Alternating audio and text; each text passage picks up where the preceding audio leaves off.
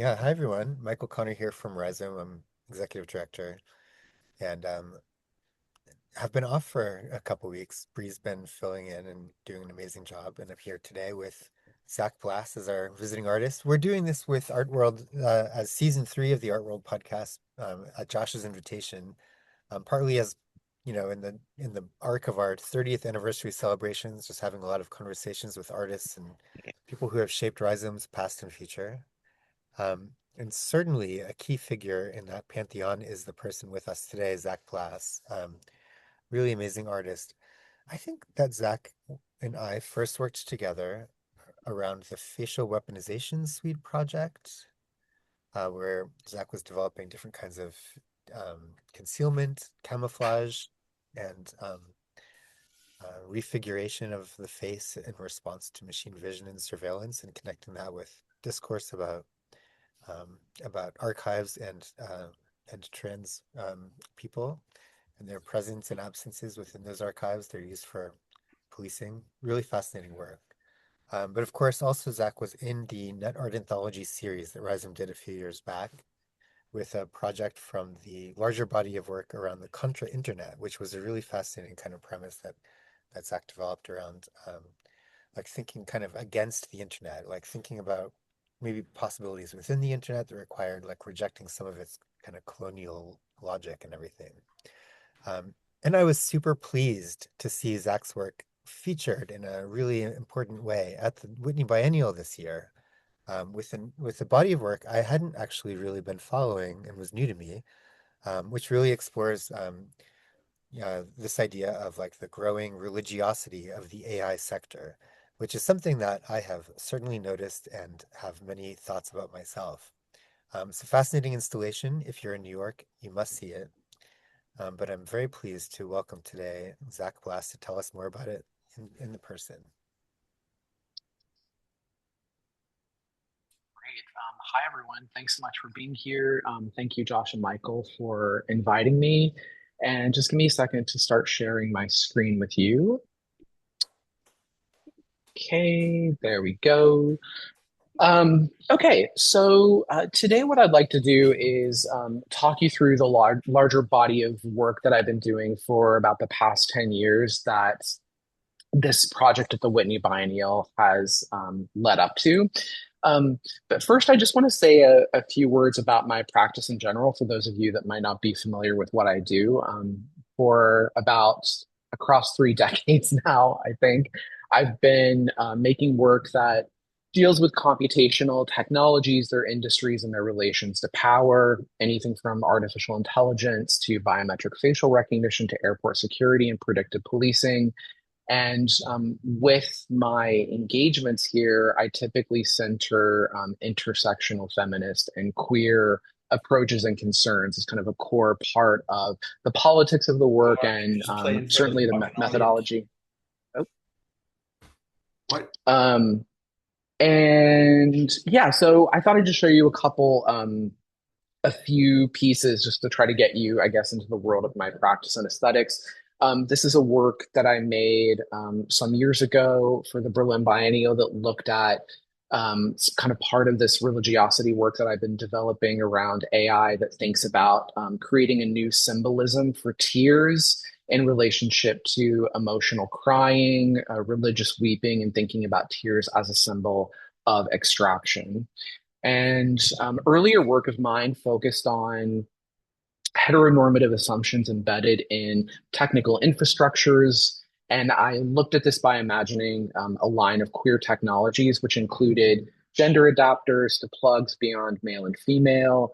And also at the time, I created something like a queer programming anti-language that played upon histories of gay slang languages, queer slang languages throughout the 20th century. As was mentioned, I also made a series of masks that were these anti-biometric masks made in public workshops that were demanding opacity against facial recognition, informatic capture.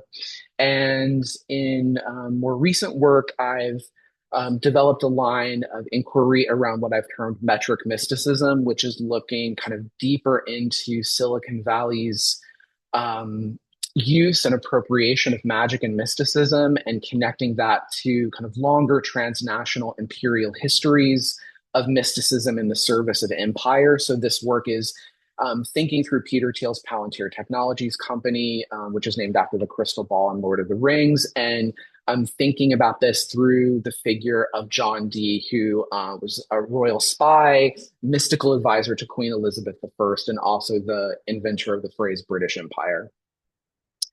So, Silicon Trace is a body of work I started in 2017. I originally thought it was going to be just a trilogy, but it still is a trilogy, but there's a lot of the work that's like spun out from it since that time period. And my practice really shifted at this point away from, what we now call algorithmic bias of the earlier projects that I had done with things like facial weaponization suite or face cages. And I started to direct my attention to the histories, the beliefs, fantasies, philosophies, stories, imaginaries that were undergirding the California tech industry and influencing and driving its visions of the future as a means to domination. So, interested in different kind of ways that story, belief, fantasy set into motion certain teleologies, politics, whether that is around psychedelia, religion, or the end of the world, and then looking at how that is playing out and finding different ways to engage with that terrain. So just to kind of set the stage clear about the kind of political target of the work. In 1995, there was a very famous essay written by two British scholars called "The Californian Ideology," which first described the Silicon Valley landscape as a combination of neoliberal, economic values with cultured with a kind of social and cultural environment of techno-utopianism.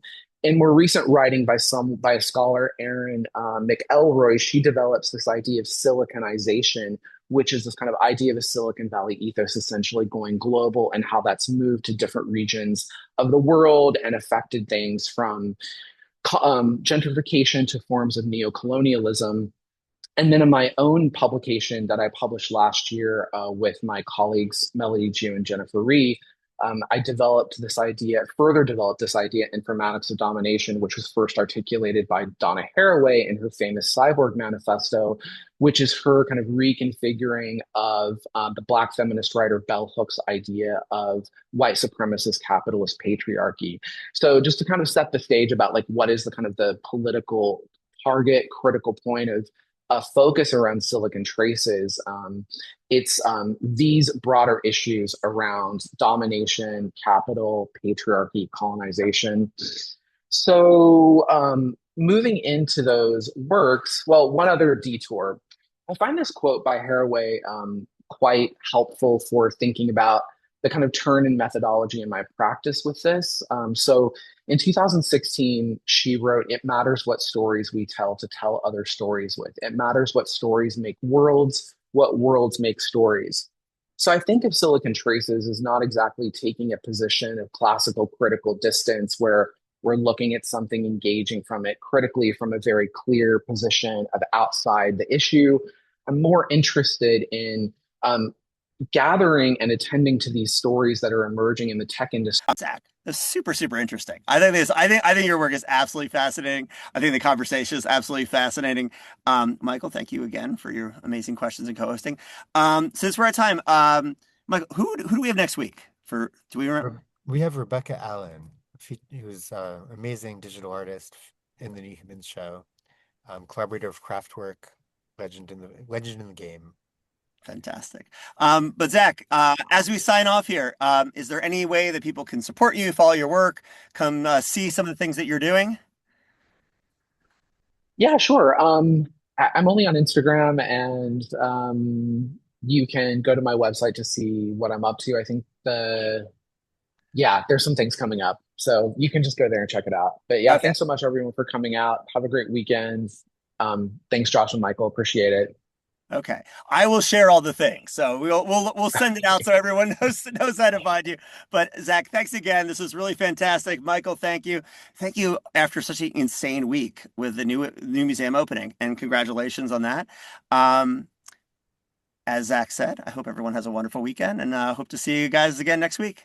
Thanks so much, everybody. Bye. Thanks, Zach. Bye. Thanks, Michael.